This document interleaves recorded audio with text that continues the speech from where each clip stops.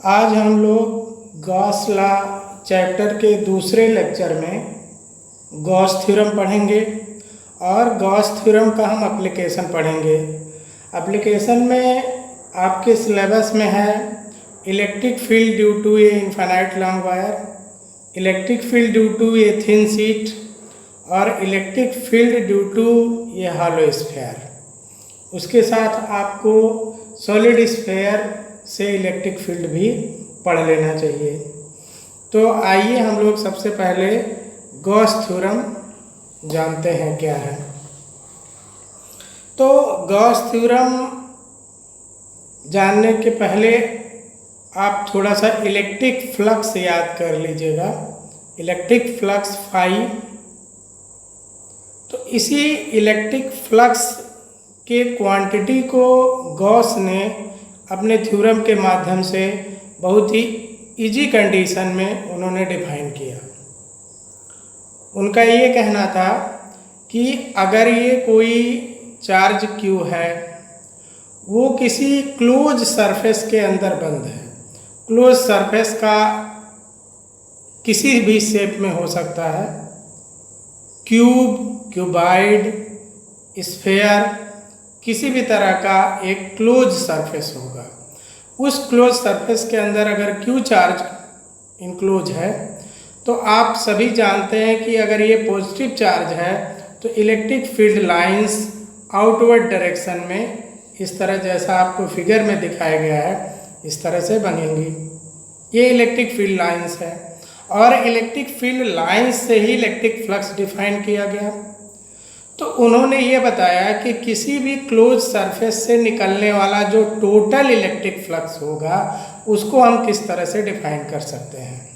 तो total electric flux over the closed surface is 1/ε0 times the total charge contained inside. यहाँ पर इस चीज़ को ध्यान दीजिएगा, टोटल चार्ज कहा गया है। टोटल चार्ज क्या है इसे अभी हम बता रहे हैं। तो उनका ये कहना था कि अगर ये कोई क्लोज सरफेस है, उसके अंदर Q चार्ज बंद है, तो इस सरफेस से निकलने वाला जो टोटल फ्लक्स की वैल्यू होगी फाई, वह Q/ε0 के बराबर होगा। अब इसी चीज़ को जब हम लैंग्वेज में लिखते हैं तो 1/ε0 बगल कर दीजिए और Q से मल्टीप्लाई कर दीजिए, तो वही आप लिखते हैं 1/ε0 टाइम्स, ये आपका 1/ε0 टाइम्स है ऑफ टोटल चार्ज। तो इस तरह से कुल मिला के ये फार्मूला होगा कि total flux passes through the close surface is equal to Q/ε0। इसे फार्मूले के रूप में आप सीधे याद कर लेंगे। अब आप समझिए कि टोटल चार्ज क्या होता है। तो टोटल चार्ज का मतलब होगा कि किसी भी सरफेस के अंदर कई चार्ज इनक्लोज हो सकते हैं। अब जैसे देखिए, आपको एक दूसरा सरफेस दिखाया गया है, ये क्लोज सरफेस है, इसमें Q1 पॉजिटिव चार्ज है, Q2 निगेटिव चार्ज है और Q3 पॉजिटिव चार्ज है। तो टोटल चार्ज का मतलब total charge Q equal to Q1 plus minus Q2 plus Q3। मतलब ये आपका अलजेब्रिक एडिशन आपका है। जितने भी उसके अंदर टोटल चार्ज होंगे उनका आपको अलजेब्रिक सम करना पड़ेगा, उसको ही आप टोटल चार्ज या नेट चार्ज कहेंगे। मतलब आपको विद साइन चार्ज को ऐड करना है, उससे जो वैल्यू मिलेगी वह आप गॉस थ्योरम में Q के प्लेस पर पुट करेंगे। अब यह जो गॉस थ्योरम है इसका यूज हम लोग किस तरह से करेंगे इसके एप्लीकेशन में, आप ऑलरेडी पढ़ चुके हैं। Electric flux phi equal to surface integral E.ds, या कुछ राइटर ds की जगह पर dA लिखते हैं, दोनों बात एक ही है। A.B आपका होता है AB cos थीटा, उसके अकॉर्डिंग आपका हो गया E.ds equal to EDS cos theta. बच्चों, गॉस थ्योरम को हम किस तरह से यूज करते हैं इसको थोड़ा आप समझिएगा। पहली बार हम लोग टोटल फ्लक्स की वैल्यू इस फार्मूले से निकालेंगे। टोटल फ्लक्स की वैल्यू ई डी एस कॉस थीटा से निकालेंगे, और टोटल फ्लक्स की वैल्यू फिर हम गॉस थ्योरम से लिखेंगे, फिर दोनों का फ्लक्स इक्वेट कर देंगे, उसके बाद हमें इलेक्ट्रिक फील्ड मिल जाता है। इस तरह से डेरिवेशन किया जाता है। लेकिन आप सभी ध्यान दीजिएगा, ई डी एस कॉस थीटा, इसमें इलेक्ट्रिक फील्ड है, एरिया है और थीटा है। इसमें 3 वेरिएबल है। बच्चों अगर ये तीनों वेरिएबल होगा तो यह कैलकुलेशन आप इंटरमीडिएट लेवल में नहीं कर सकते हैं। तो यह कैलकुलेशन आपका इजी हो, उसके लिए हम लोग एक गॉसियन सरफेस जो एज्यूम करेंगे, गॉसियन सरफेस एक काल्पनिक सरफेस मानते हैं, एक इमेजिनरी सरफेस होता है, वह सरफेस इस तरह से हम मानेंगे। तो गॉसियन सरफेस आप किस तरह से एज्यूम करेंगे, उसके लिए कुछ कंडीशन है, आप याद रखिए। पहला कंडीशन ये है कि गॉसियन सरफेस क्लोज होना चाहिए। दूसरी चीज, गॉसियन सरफेस इस तरह से लीजिए कि उस सरफेस के पॉइंट, किसी भी पॉइंट पर इलेक्ट्रिक फील्ड कांस्टेंट हो या थीटा कांस्टेंट हो, थीटा कांस्टेंट हो। यूजुअली जो हम लोग डेरिवेशन में यूज करते हैं सरफेस, उस सरफेस में थीटा या तो 0 होता है या तो 90 होता है। अगर थीटा 90 है तो उस कंडीशन में ये पूरी वैल्यू 0 हो जाएगी, क्योंकि cos 90 0 होता है। उस कंडीशन में ई डी एस कोई मतलब नहीं होगा। तो हम लोग अपने डेरिवेशन में थीटा को 2 कंडीशन में रखते हैं, आइदर 0 और 90। तो हम लोग गॉसियन सरफेस इस तरह से टेकअप करते हैं कि हमारा थीटा या तो 0 डिग्री रहे या तो 90 डिग्री रहे। यहाँ पर थीटा क्या है आप याद करिएगा, थीटा एरिया वेक्टर और इलेक्ट्रिक फील्ड के बीच का एंगल है। अब बच्चों यहाँ पर ये भी ध्यान देते हैं गॉसियन सरफेस लेते समय कि इलेक्ट्रिक फील्ड कांस्टेंट हो। तो इलेक्ट्रिक फील्ड कांस्टेंट, तो ई बाहर लिख देंगे, और यह थीटा आपका नोन वैल्यू रहेगा, तो उसकी भी वैल्यू निकल जाएगी। अब खाली बचेगा surface integral D S. Bio के बच्चे ध्यान देंगे, सरफेस इंटीग्रल डी एस का यहाँ पर कोई बहुत विशेष या बहुत क्लिष्ट या बहुत कठिन अर्थ आप नहीं लगाएंगे। इंटीग्रल डी एस एक सिंपल सा स्टेप होता है, उसको आप कुछ इस तरह से समझ सकते हैं। बच्चों सपोज करिए कोई सर्किल है, इस पर ये छोटा सा सरफेस आपने लिया डी एस, तो इंटीग्रल डी एस का मतलब कि इस सर्किल की एरिया हो जाएगी, यानी सीधा आपको पाई आर स्क्वायर करना है। यहाँ पर आप एकदम न परेशान हो, यहाँ पर इंटीग्रेशन का कोई भी टफ फार्मूला यूज नहीं होता है नॉर्मल क्वेश्चन में। दूसरा आप देखिए, सपोज करिए आप कोई इस तरह से सिलिंड्रिकल सरफेस ले रहे हैं।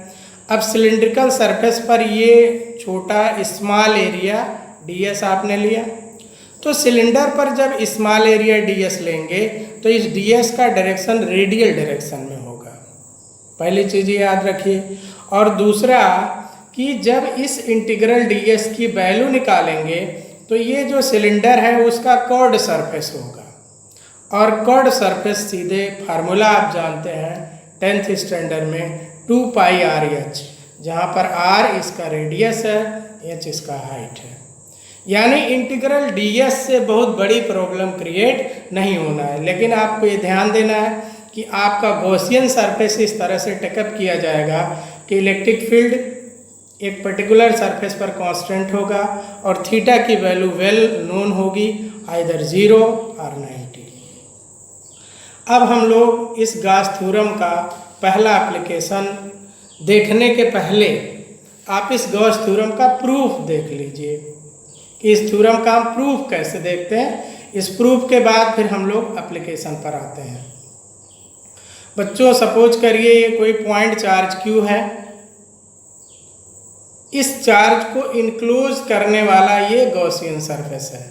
यहाँ पर ध्यान दीजिएगा, गॉसियन सरफेस इर्रेगुलर हमने टेकअप किया है, ये चारों ओर से बंद है, ये एक कर्व नहीं है, एक सरफेस है जो बंद है, चारों ओर से पैक है। इसके इस पॉइंट पर हम एक स्मॉल एरिया ds लिए। ds का जो एरिया वेक्टर होगा परपेंडिकुलर टू दी सरफेस, ये आप ध्यान दीजिएगा, एरिया वेक्टर ds है। इस q चार्ज से इस पॉइंट की डिस्टेंस स्मॉल r है। तो इस पॉइंट पर जो इलेक्ट्रिक फील्ड की वैल्यू होगी इस पॉइंट चार्ज के कारण होगा इक्वल टू 1/4πε0 q/r²। 1/4πε0 को अभी हम के लिख रहे हैं। तो इलेक्ट्रिक फील्ड का direction away from the positive charge, आप ध्यान दीजिए, q से r के अलांग आगे हम बढ़ा दिए, ये इलेक्ट्रिक फील्ड का डायरेक्शन हो गया।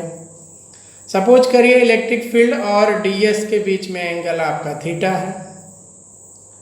तो electric flux, small electric flux passes through the small area, यानी इस छोटे से एरिया से पास होने वाला जो स्मॉल इलेक्ट्रिक फ्लक्स है उसका वैल्यू होगा E.ds। E.ds को आप लिख सकते हैं वेक्टर रूल से, dot product E.ds cos theta. यहाँ पर इलेक्ट्रिक फील्ड की जो वैल्यू है इसको यहाँ पर पुट कर दीजिए, kq/r² ds cos थीटा। इसके बाद आप ध्यान दीजिएगा, हम आपको प्रीवियस लेक्चर में बता चुके हैं, ये चीज़ एक्सप्लेन कर चुके हैं सॉलिड एंगल के टॉपिक में कि इस फिगर को ध्यान दीजिएगा, याद करिए कि अगर ये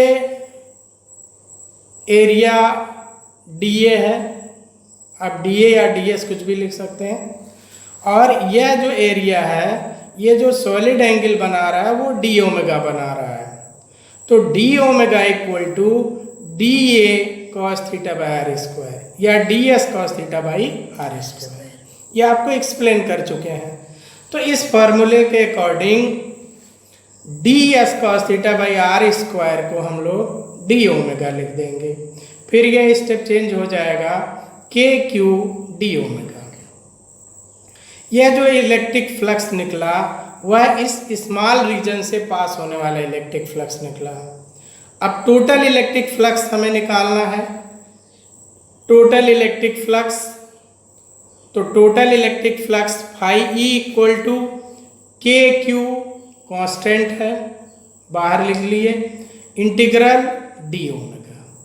इंटीग्रल d ओमेगा का मतलब ये होगा कि किसी भी पॉइंट पर जो टोटल सॉलिड एंगल होता है, टोटल सॉलिड एंगल, तो सॉलिड एंगल और टोटल सॉलिड एंगल ये आपको हम एक्सप्लेन कर चुके हैं। तो इंटीग्रल d ओमेगा ये टोटल सॉलिड एंगल होगा और इसकी वैल्यू होती है 4 पाई। तो ये हो गया kq 4 पाई। k आप जानते हैं 1/4πε0। इस तरह से 4 पाई और 4 पाई कैंसिल आउट और आपको रिजल्ट मिला total electric flux phi E equal to q/ε0। तो ये गॉस थ्योरम का प्रूव हुआ। इस थ्योरम को हम स्फेरिकल गॉसियन सरफेस लेकर के भी प्रूव कर सकते हैं, वह आपका इजी प्रोसीजर होता है, उससे भी आप इसे प्रूव कर सकते हैं। तो अब गॉसियन थ्योरम और गॉस उसके प्रूफ के बाद हम लोग उसका एप्लीकेशन पढ़ते हैं। उसका पहला application, electric field due to an infinitely long straight uniformly charged wire. इसके सभी एक एक वर्ड पर आप ध्यान देंगे। इलेक्ट्रिक फील्ड, हमको इलेक्ट्रिक फील्ड फाइंड आउट करना है, due to an infinitely long straight uniformly charged wire, मतलब जो हमारे वायर की लेंथ है वो इनफाइनाइट है और वो यूनिफॉर्मली चार्ज है। यूनिफॉर्मली चार्ज का मतलब उस पर चार्ज का डिस्ट्रीब्यूशन रेगुलर है। अब बच्चों यहाँ पर ध्यान दीजिएगा, इनफाइनाइट लॉन्ग वायर आप किस तरह से मानेंगे या लेंगे उसको आप समझ सकते हैं। सपोज करिए ये स्ट्रेट वायर है, इस पर यूनिफॉर्मली ये चार्ज है, इससे स्मॉल r डिस्टेंस पर एक पॉइंट P है। इस P पॉइंट पर हमको इलेक्ट्रिक फील्ड फाइंड आउट करना है। To find the electric field at point P। तो ये इनफाइनाइटली लॉन्ग वायर किस तरह से बिहेव करेगा? अगर इस वायर की लेंथ इस स्मॉल r के रिस्पेक्ट में ज़्यादा हो, अधिक हो, तब यह वायर इस P पॉइंट के लिए इनफाइनाइट लॉन्ग वायर बिहेव करेगा। मतलब small r very less than with respect to the length of the wire, उस कंडीशन में इनफाइनाइट लॉन्ग वायर होगा। ऐसा वायर आप नहीं समझ सकते हैं कि एक ऐसा वायर लेंगे जो अपने कंट्री से ले करके और जो है वर्ल्ड या अर्थ के दूसरे छोर तक आप ले लीजिए, ऐसा कुछ नहीं समझना है। ये वायर की लेंथ इस डिस्टेंस के कंपेयर में ज़्यादा हो, अधिक हो, तो उस कंडीशन में ये wire infinitely long wire behave करेगा। Let us consider linear charge density equal to lambda.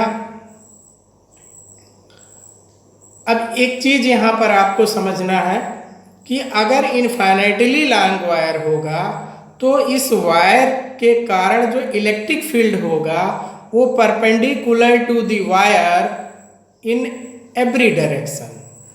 अब परपेंडिकुलर टू दी वायर का मतलब आप ये समझ सकते हैं कि सपोज करिए कि ये इनफाइनाइटली लॉन्ग वायर है, ये पेंसिल, तो जो इलेक्ट्रिक फील्ड होगा किस तरह से होगा?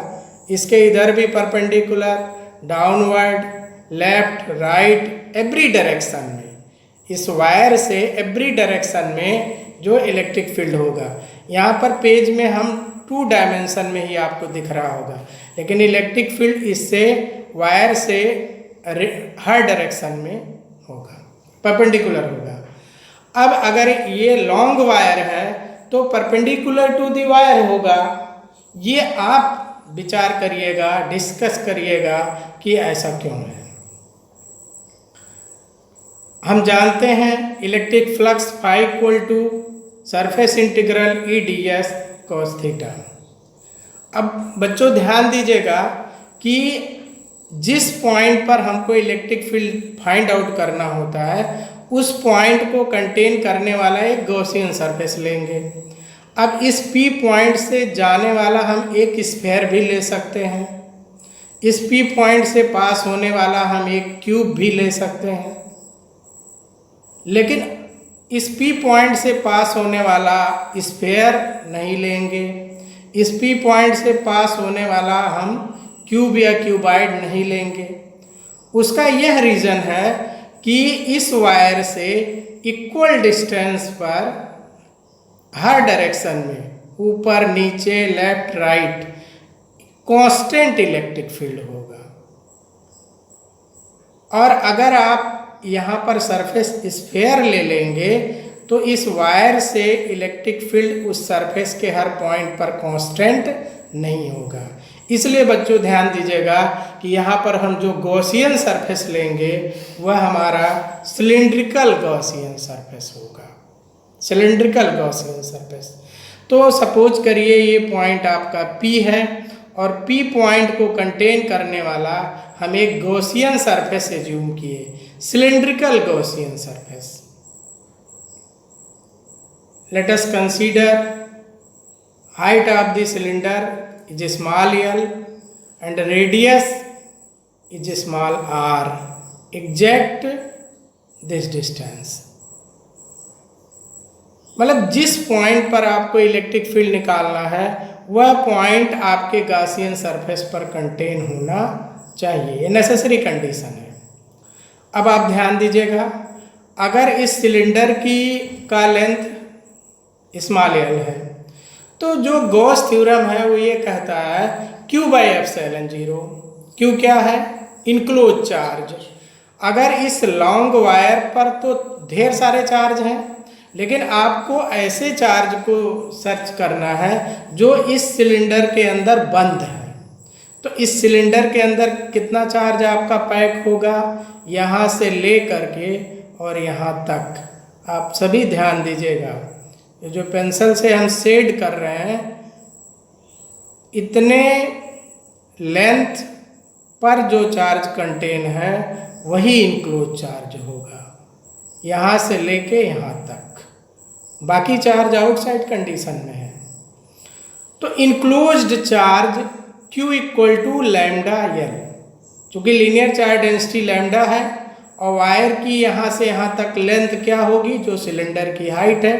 सिलेंडर की हाइट वही वायर का लेंथ होगा, उतना ही लेंथ इनक्लोज है, तो इसलिए हो जाएगा enclosed charge Q equal to lambda L. According to the Gauss theorem phi E equal to enclosed charge divide by epsilon zero, Q by epsilon zero. Q की value यहाँ पर पुट कर दीजिए, तो phi E equal to lambda L by epsilon zero, equation number 1। यह जो हमें result मिला वो गॉस थ्योरम से हमें मिल रहा है। अब हम जो फ्लक्स का नॉर्मल डेफिनीशन होता है EDS cos थीटा, उससे हम टोटल फ्लक्स निकालेंगे। एक चीज़ ध्यान दीजिएगा बच्चों, इस सिलिंड्रिकल जो ये गॉसियन सरफेस है, इसमें 3 तरह के सरफेस हैं। ये अपर साइड का सर्कुलर सरफेस, ये सरफेस नंबर 1 है। दूसरा ये सिलेंडर का कर्व्ड सरफेस, ये सरफेस नंबर 2 नॉमिनेट कर दिए हैं। और ये जो लोअर साइड का सर्कुलर सरफेस है, इसको हम सरफेस नंबर 3 कह रहे हैं। तो इस इनक्लोज्ड चार्ज से जो फ्लक्स निकलेगा वो चारों तरफ निकलेगा, upward, downward and through the curved surface. Therefore total flux equal to flux passes through upper circular region plus flux passes through curved surface plus flux passes through lower circular surface। तो phi equal to phi1, phi2, phi3। phi1 बच्चों इस surface से पास होने वाले flux के लिए लिखा गया है, phi2 इस कर्व्ड सरफेस से पास होने वाले फ्लक्स के लिए लिखा गया है, और phi3 इस सरफेस से पास होने वाले फ्लक्स के लिए लिखा गया है। तो अब हम इस सरफेस की बात करते हैं। अभी हम ऊपर के डायग्राम में आपको बताए हैं कि electric field perpendicular to the wire होगा, और इस सरफेस पर अगर आप छोटा सा एरिया लेंगे ds, तो उसका area vector perpendicular to the surface. तो एरिया वेक्टर ds का डायरेक्शन ये होगा, इलेक्ट्रिक फील्ड का डायरेक्शन ये होगा। यहाँ पे इलेक्ट्रिक फील्ड E1 एज्यूम कर रहे हैं। तो इस सरफेस से निकलने वाला जो फ्लक्स होगा, surface integral E1 ds cos 90। यहाँ पर देखिए बच्चों, ये ds और इलेक्ट्रिक फील्ड दोनों परपेंडिकुलर है, इसलिए 90 यूज किया जा रहा है। इस कर्व्ड सरफेस पर आ जाइए। तो यहाँ इस कर्व्ड सरफेस पर अगर हम छोटा सा एरिया वेक्टर लिए, तो एरिया वेक्टर आपका ds इस डायरेक्शन में, ये रेडियल डायरेक्शन में होगा, और इलेक्ट्रिक फील्ड भी है परपेंडिकुलर टू दी वायर, तो इसलिए यहाँ पर E और ds के बीच में एंगल 0 है, इसलिए flux passes through the curved surface E ds cos 0। इसके पूरे कर्व्ड सरफेस पर इलेक्ट्रिक फील्ड कांस्टेंट होगा, क्योंकि यह जो वायर है यह सिलेंडर के एक्सिस से पास हो रहा है। अब आ जाइए लोअर सरफेस जो 3rd आपका है रीजन, यहाँ पर एक छोटा सा एरिया वेक्टर ds लीजिए। तो जो एरिया वेक्टर ds है उसका direction perpendicular to the surface, और इलेक्ट्रिक फील्ड आपका ये हो गया परपेंडिकुलर टू दी वायर, तो यहाँ भी एंगल आपका 90 है। तो इसलिए इस सरफेस के लिए फ्लक्स की वैल्यू होगी E2 ds cos 90। बच्चों एक चीज़ ध्यान दीजिएगा, अगर हम लोग इस ds को यहाँ लें या यहाँ लें कहीं भी लें, तो हर पॉइंट पर इलेक्ट्रिक फील्ड वेरी करेगा, लेकिन ds और E परपेंडिकुलर होने के कारण ये आपका वैल्यू phi1 0 हो जाएगा। यही सेम कंडीशन यहाँ भी लागू होगा। अगर हम इस सरफेस को क्लोज ले लें वायर से तो इलेक्ट्रिक फील्ड ज़्यादा होगा, अगर इस सरफेस को दूर लें तो इलेक्ट्रिक फील्ड कम हो जाएगा। यानी E2 भी वेरी कर रहा है, लेकिन cos 90 होने के नाते ये φ3 क्या हो जा रहा है, 0 हो जा रहा है। तो परपेंडिकुलर होने से लोअर और अपर सर्कुलर रीजन का जो फ्लक्स है वो आपका 0 हो जाएगा, φ1 और φ3। अब φ2 आप देखिए EDS cos 0, ये आपका EDS हो गया। इलेक्ट्रिक फील्ड कांस्टेंट है पूरे सरफेस पर, उसको आप बाहर कर दीजिए इंटीग्रल से, सरफेस इंटीग्रल ds। अभी हम आपको बता रहे थे कि यह जो ds है वो इस सर्कुलर रीजन का ds है, इस कर्ड सरफेस का ds है, सर्कुलर का नहीं सॉरी, कर्ड सरफेस का ds है। तो इस इंटीग्रल का मतलब कि इस कर्ड सरफेस की टोटल एरिया लिखी जाएगी। और आप सभी जानते हैं 10th स्टैंडर्ड से सिलेंडर का कर्ड सरफेस 2πr/h, 2πr/h। तो इस तरह से इंटीग्रल ds की जगह पर हो जाएगा 2πr, हाइट l है इसलिए 2πrl होगा। इस कर्ड सरफेस के हर पॉइंट पर इलेक्ट्रिक फील्ड कांस्टेंट आपका होगा। From equation first and second, first बच्चों ध्यान दीजिएगा, फाई हमारा निकला है लैम्डा एल बाई एप्सिलॉन 0, उसको लिख दिए फर्स्ट से लैम्डा एल बाई एप्सिलॉन 0, और सेकंड से टोटल फ्लक्स निकला है E2πrl, यल आपका कैंसल आउट हो गया। इस तरह से इलेक्ट्रिक फील्ड की वैल्यू लैम्डा अपान 2π/0 r मिला।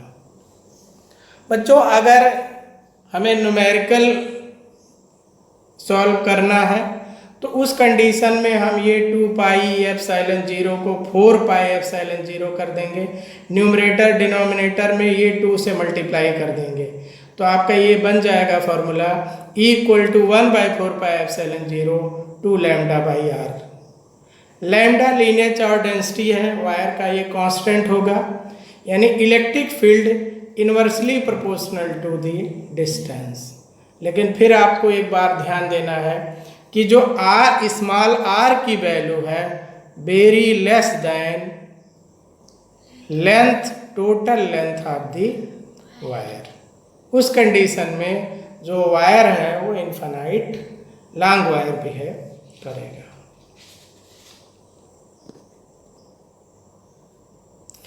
अब हम लोग दूसरा एप्लीकेशन देख रहे हैं, electric field due to a uniformly charged thin spherical cell.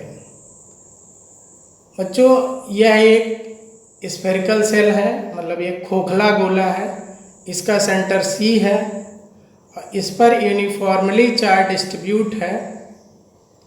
तो इसके कारण हम लोग इलेक्ट्रिक फील्ड फाइंड आउट करेंगे, 2 पॉइंट पर डिस्कस करेंगे, इस स्फीयर के आउटसाइड पॉइंट पर और इस स्फीयर के इनसाइड किसी पॉइंट पर 2 डिस्कशन आपका होगा। तो पहली चीज़, अगर ये यूनिफॉर्मली चार्ज स्फीयर है तो जो इलेक्ट्रिक फील्ड है, ये सपोज करिए पॉजिटिव है, तो इलेक्ट्रिक फील्ड लाइन का जो डायरेक्शन होगा वो रेडियल डायरेक्शन में आउटवर्ड होगा। Let us consider radius of the sphere is capital R and the center of the sphere is small c, and total charge capital Q. To find electric field intensity at point P where Cp equal to small r।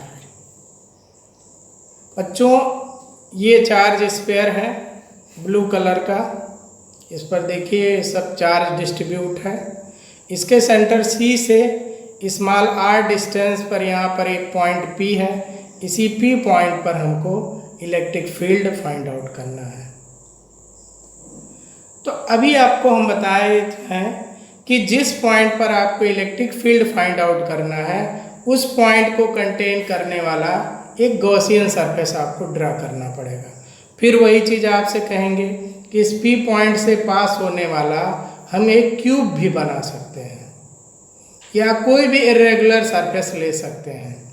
लेकिन अगर आप एक cube बनाएंगे या एक irregular surface लेंगे तो उस सरफेस के हर पॉइंट पर इलेक्ट्रिक फील्ड कांस्टेंट नहीं होगा, तो हम E D S cos theta की वैल्यू कैलकुलेट नहीं कर पाएंगे। तो we draw a spherical Gaussian surface which contains point P of radius small r with center C। मतलब जो आपका स्फेयर है उसी सेंटर को सेंटर लेते हुए स्मॉल r रेडियस का ये आप एक गॉसियन सरफेस ड्रा करेंगे। बच्चों ध्यान दीजिएगा, ये जो ब्लू कलर में ड्रॉ किया गया है ये स्फेयर है, थिन स्फेयर एक्चुअल में स्फेयर है।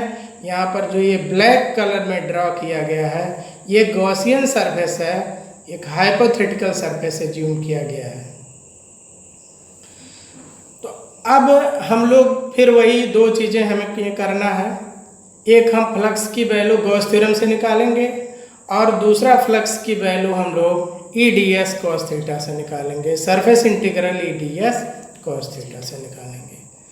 तो पहली चीज़ आप ये ध्यान दीजिएगा कि इस गॉसियन सरफेस के अंदर कितना चार्ज इनक्लोज है, जितना स्फेयर पे टोटल चार्ज है।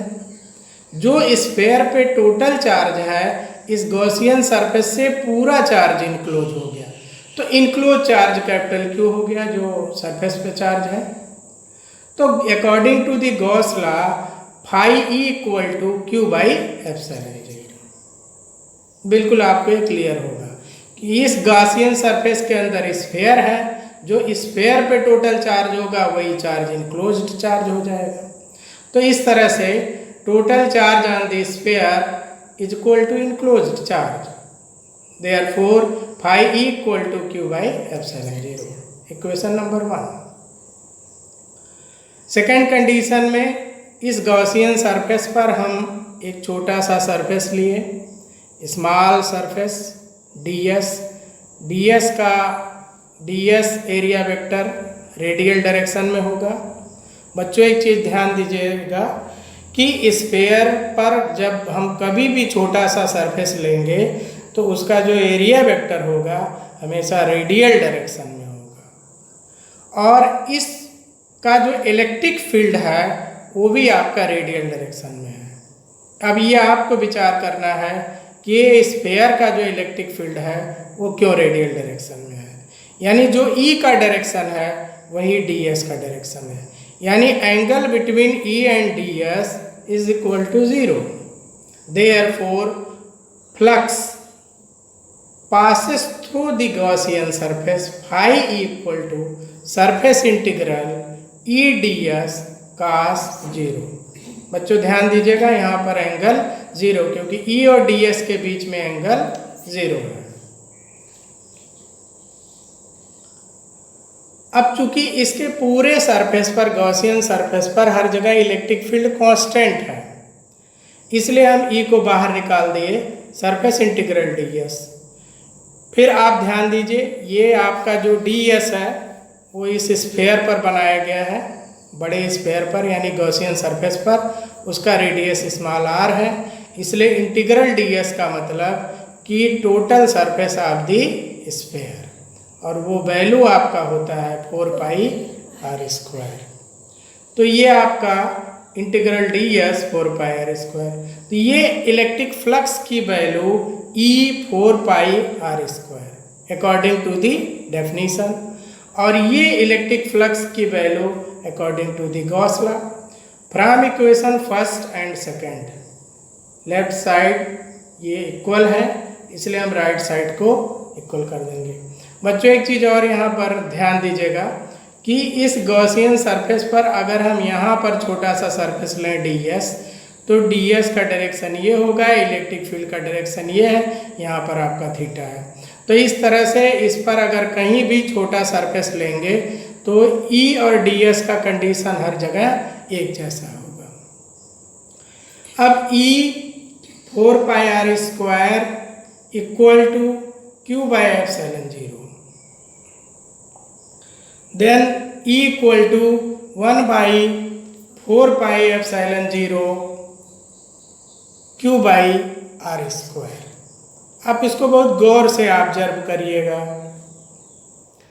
E 4πr² equal to Q/ε0, therefore E equal to 1/4πε0 Q/r²।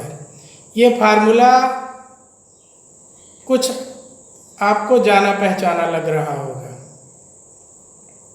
ये पॉइंट चार्ज के लिए फार्मूला आपका पढ़ते हैं, E इक्वल टू 1/4πε0 Q/r²।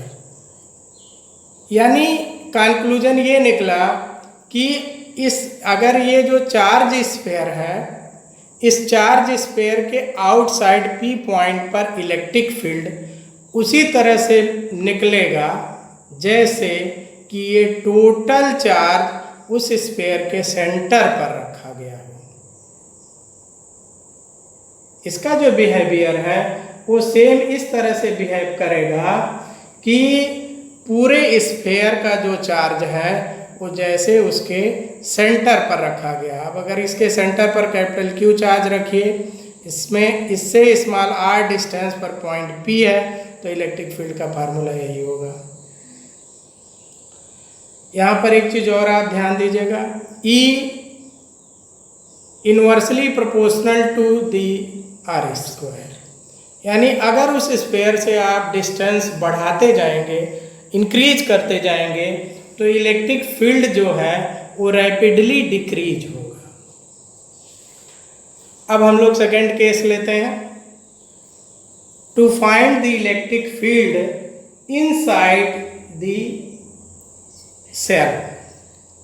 ये जो हॉलो स्फीयर आपका है बच्चों, फिर आप देखिएगा ये जो ब्लू कलर में आपका है ये चार्ज स्फीयर है,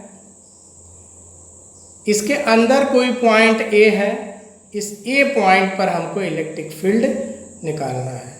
इन दोनों फिगर में आप कंफ्यूज नहीं होंगे। ये जो ब्लू कलर में ड्रा किया गया है ये एक्चुअल में स्फेरिकल सेल है, और ये जो ब्लैक कलर में ड्रा है ये गॉसियन सरफेस है। तो to find the electric field at point A means inside the sphere, phi E equal to surface integral E dot ds, surface integral E ds cos 0, E constant है बाहर हो गया, surface integral ds, और इसकी value आपकी ये जो Gaussian surface assume किया गया है इसके रेडियस से होगा 4πr²। यहाँ पर ध्यान ये दीजिएगा फिर आप कि A पॉइंट पर अगर हमें इलेक्ट्रिक फील्ड निकालना है तो हमारा जो गॉसियन सरफेस होगा वो इस बड़े स्फीयर के सेंटर को सेंटर लेते हुए इस स्मॉल r रेडियस का ये गॉसियन सरफेस लिया गया है। आप इस स्टेप को लिखें या ना लिखें, आप E आउटसाइड करते हुए ds cos थीटा लिख करके भी आप इसको छोड़ सकते हैं। क्यों? क्योंकि इस गॉसियन सरफेस के अंदर कितना चार्ज है। फिर एक चीज़ यहाँ पर ध्यान दीजिएगा, यहाँ पर बच्चे मिस्टेक करते हैं। ये चार्ज इस थिन स्फीयर पर है, आपका गॉसियन सरफेस ये ब्लैक कलर में ड्रा है। इस गॉसियन सरफेस के अंदर कितना चार्ज है? 0 चार्ज है, कोई चार्ज नहीं है। यानी by the Gauss law phi E equal to Q/ε0। यहाँ पर बच्चों ध्यान दीजिएगा, इस गॉसियन सरफेस के अंदर कोई चार्ज नहीं इंक्लोज है, इसलिए Q के प्लेस पर 0 रखेंगे, 0/ε0, और फ्लक्स की वैल्यू 0 हुई। यहाँ पर पहले से flux equal to E 4πr², और यहाँ से फ्लक्स 0। आप इसको लिखने के बजाय अगर E surface integral ds cos theta लिखेंगे तो भी आपको रिजल्ट सेम मिलेगा। अब from equation first and second, E 4πr² equal to 0, therefore electric field will be 0। मतलब यहाँ से कंक्लूजन ये निकला कि इस चार्ज स्फीयर के इनसाइड किसी भी पॉइंट पर कहीं भी आप पॉइंट ले सकते हैं, इसके हर पॉइंट पर इलेक्ट्रिक फील्ड की वैल्यू 0 होगी। अब इसका हम लोग ग्राफिकल रिप्रेजेंटेशन भी करते हैं इलेक्ट्रिक फील्ड का।